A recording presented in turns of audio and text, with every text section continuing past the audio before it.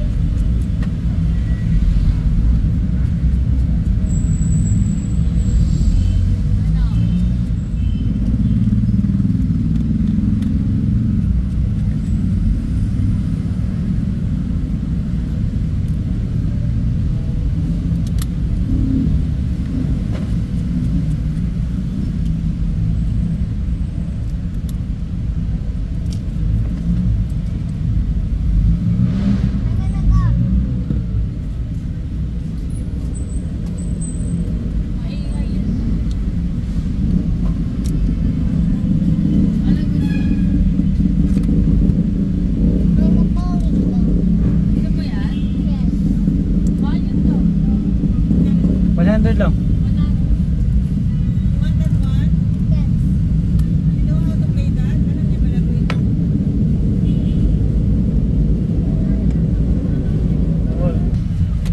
So yung mga ka-picture, meron tayo naging customer.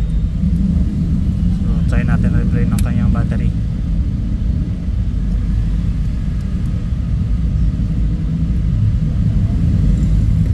Hindi pa naman lobo yung battery. Sa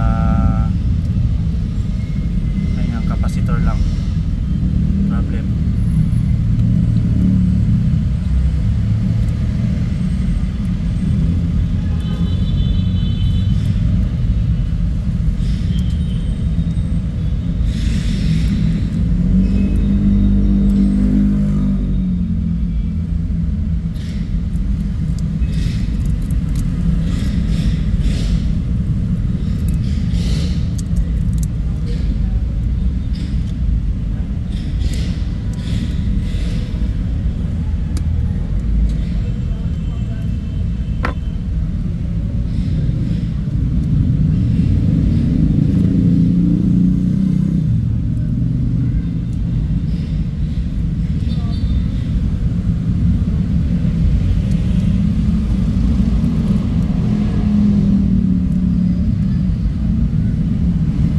Picture yung kanyang kapasitor, ay maliit na yan. Try natin jumperan yan mga ka-picture. Hindi, kahit din na natin alisin, iso-short lang natin dyan, jumperan natin. Check natin kung mamamatay pa.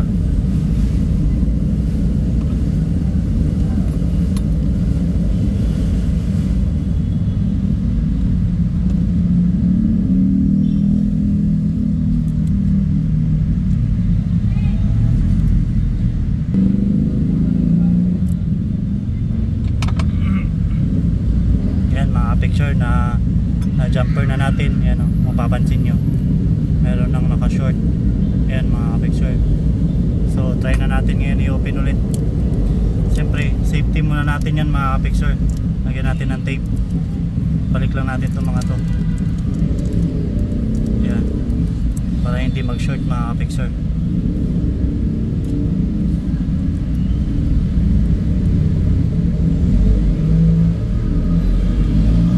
So try na natin mga kapicture.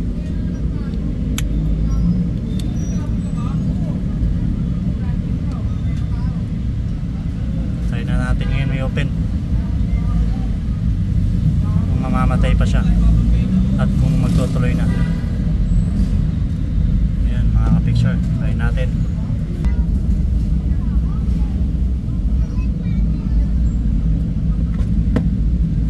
Wait lang natin mga kapicture kung magtutuloy-tuloy na siya. Ayan na mga kapicture, nag-open na. So doon lang talaga ang problem.